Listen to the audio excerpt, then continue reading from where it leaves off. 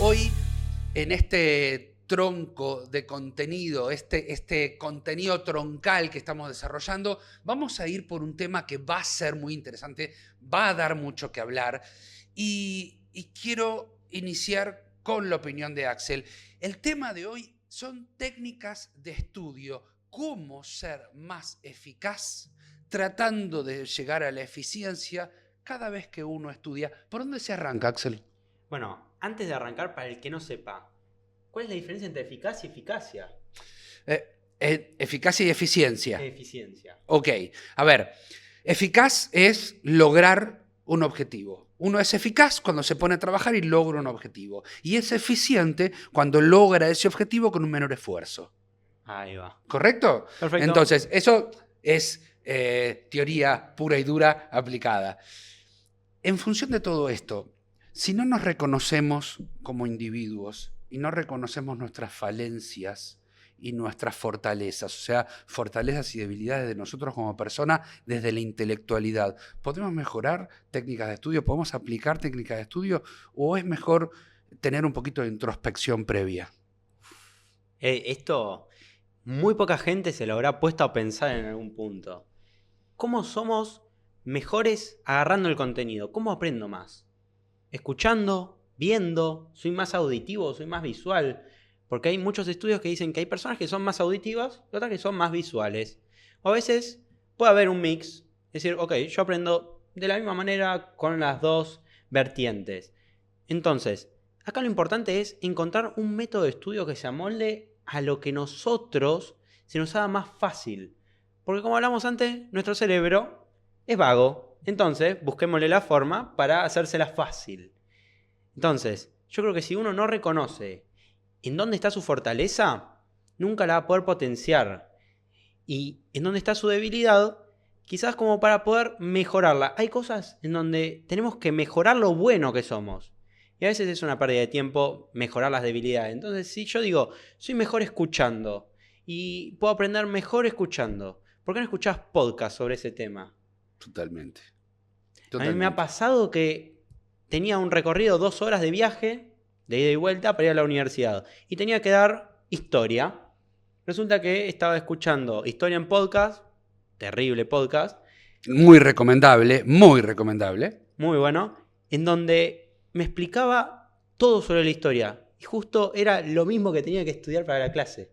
Y yo lo entendía muy bien, complementaba muy bien con lo que decía la profesora. Que bueno, para hacer historia había veces que me dormía, siendo sincero, porque se metían en temas en donde digo, ok, quizás no me interesa tanto, se metían algunos detalles que digo, esto no va a entrar en el parcial. Estaba medio despierto para ver qué era lo que decía que era importante, para anotarlo.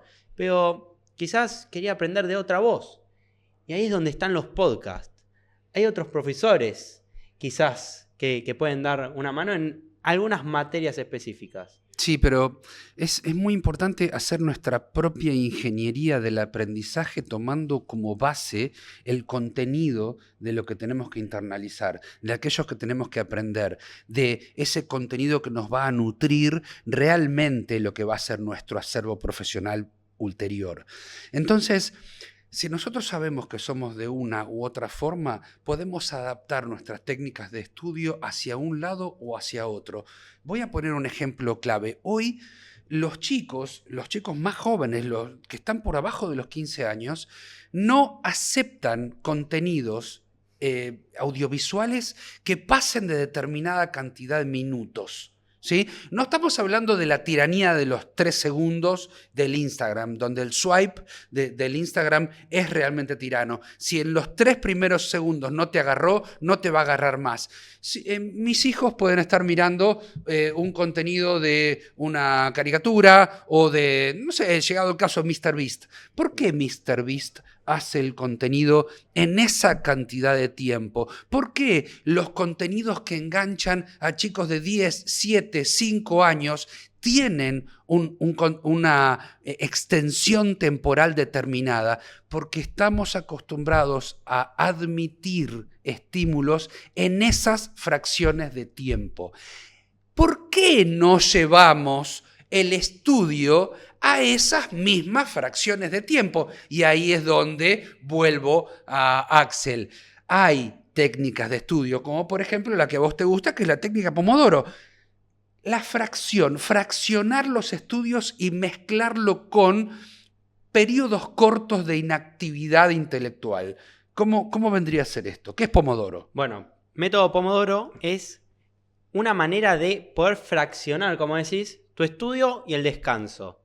Esto quiere decir, en principio, si a vos te cuesta enfocarte, la técnica lo que recomienda es 25 minutos de estudio enfocado y 5 minutos de descanso. ¿Qué vamos a hacer en el descanso? No agarremos el celular, porque si agarramos el celular vamos a pasar 10, 15, 20 minutos con el celular, media hora, y no nos vamos a dar cuenta de cuándo es el tiempo. También es importante descansar. Con lo que digo es descansar. Porque si estamos con el celular estamos recibiendo totalmente estímulos. Todo el tiempo. Todo el tiempo y tu cerebro no descansa y se cansa más en eso. Entonces, acá hablamos 25 minutos, 5 minutos de descanso. Esto por 4 intervalos y después te das un recreo, un descanso de 20 minutos más largos, en donde puedes ir a tomar un té, un café, comer algo y después volvés a estudiar. También hay uno que a mí más me gusta, que es la otra vertiente, que es 50 minutos de trabajo enfocado y 10 minutos de descanso. ¿Esto qué hace? Duplica el tiempo de estudio y duplica el tiempo de descanso.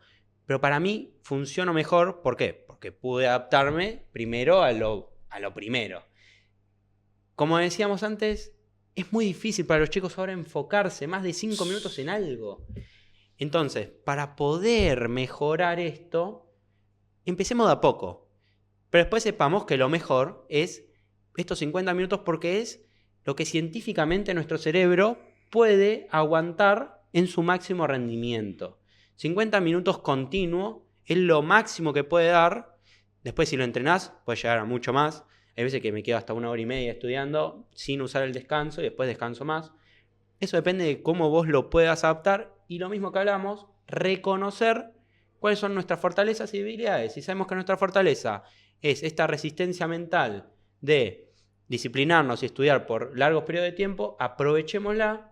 Y después cuando descansemos, ya quizás ese periodo largo que estuviste estudiando te alcanza y sobra para lo que tenés que estudiar en el día. Sí, totalmente. Tengamos en cuenta también lo siguiente. Cuando nosotros estudiamos, se estudia nuestra propia interioridad. Cuando nosotros estudiamos, no hay 4 estudiando con 1. Nuestro cerebro es uno solo y actúa en función de sus propias limitaciones.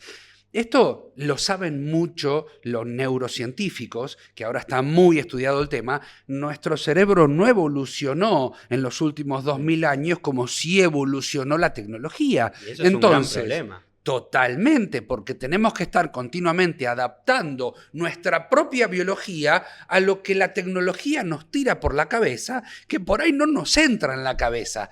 Ahora, si no reconocemos cuál es nuestra propia metodología óptima de estudio, no vamos a poder optimizar el estudio, por tanto, no vamos a poder optimizar o hacer más eficaz o eficiente el aprendizaje. Siempre tenemos que entender eso. Lo que vos acabas de decir, estamos, no desde ahora, desde la década del 80, cuando se masificó la televisión, por ejemplo, como ese medio tan masivo de llegar con estímulos, la sociedad está desde aquella época sobreestimulada y hoy más que nunca. Entonces, lo que tenemos que manejar cuando estudiamos es el volumen de estímulos que estamos incorporando. ¿Para qué? Para no saturar la cabeza. Cuando la cabeza se satura, llegas al burnout y no te entra más ni un concepto, ni un pensamiento,